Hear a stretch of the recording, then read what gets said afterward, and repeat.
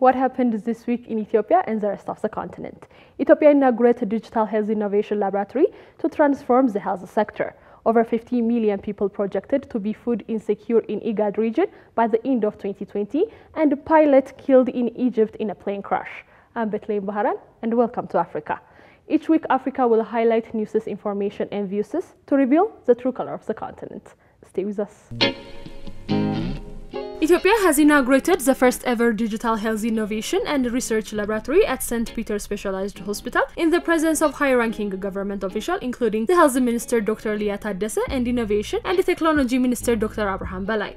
On the inauguration ceremony, Dr. Liya Taddese stressed the paramount significance of Digital Health Innovation Center to collect and analyze the health result information and pass accurate decision in clinical matter. Dr. Liya said the Minister of Health is working to enhance information gathering and analyze competence in the health sector through the cost-effective information communication technologies. The Health Innovation Lab built by St. Peter Specialized Hospital has a paramount role to transform the health system through proper plan execution in the sector. The lab created an opportunity to promote patient-centered healthcare software development activities, facilitate practical training and professional engagement in the area. Manager of St. Peter Specialized Hospital Tamru Asafa, to his part, said the hospital is working to better enhance its services through computerized information administration, thereby better service to patients and the community at large. The center, which is built jointly by Minister of Health, Bill and Melinda Gates Foundation, stayed critical to serve as a center of excellence to ensure modern clinical data management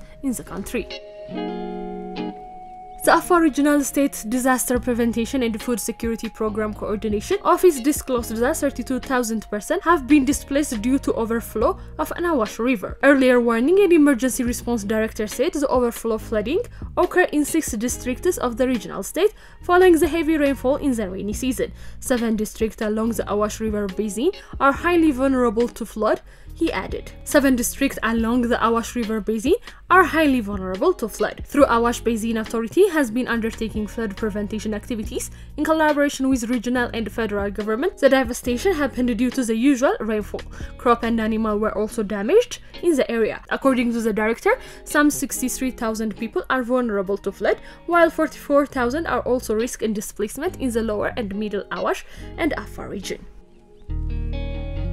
The Norway Refugee Council, in partnership with the International Organization for Migration, has provided COVID-19 prevention assistance to 15,000 Ethiopians at a quarantine site. Over 15 Ethiopian returnees, many of whom vulnerable women and children, linguistic at a quarantine site, have received critical emergency assistance as the country continued to curb the spread of the COVID-19. The Norway Refugee Council, in partnership with the International Organization for Migration, is working alongside the Ethiopian government to provide a hygiene kit and other essential items to returning migrants.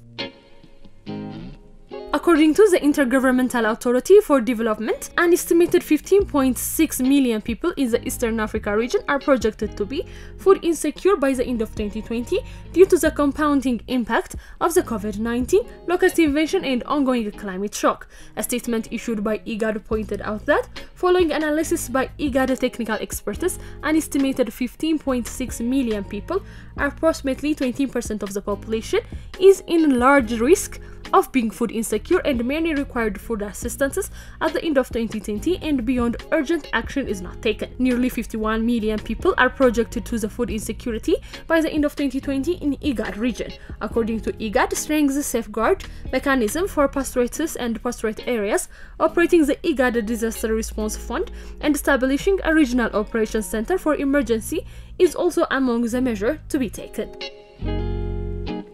10 countries accounted for 18% for the new coronavirus test taking place across Africa, a regional body indicating the little testing is taking place in many countries around the vast continent. COVID-19 confirmed cases across Africa has accelerated and are close in hitting 1 million this week, and experts say low level of testing in many countries means infecting rates are likely to be high in the reports. Some governments across the continent are too poor or conflict-ridden to carry out widespread testing, while others are regulated to share data and expose their clubbing closing health system to the outside security. African Center for Disease Control and Prevention indicate South Africa, Egypt, Nigeria, Ghana, Morocco, Kenya, Ethiopia, Rwanda, Uganda and Mauritius have been conducted more than 200,000 tests. So far, nearly 9 million tests have been conducted across the continent. It is said that the number indicates it reached 19% of its goal in partnership accelerate COVID-19 testing.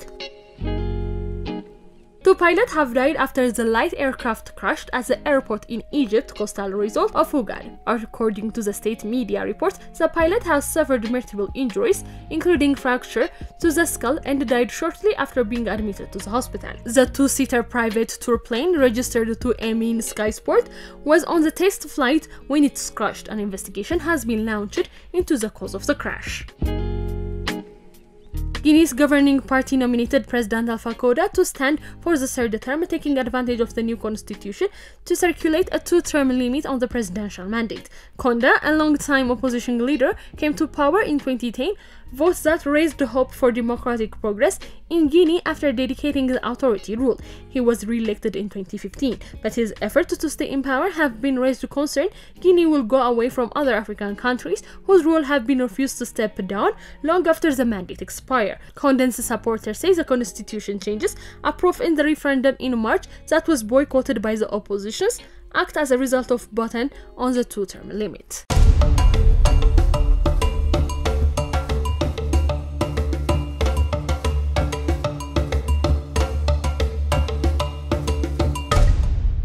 This is for today. Like us on Facebook and follow us on Twitter. Till next week, enjoy the rest of Arts TV program.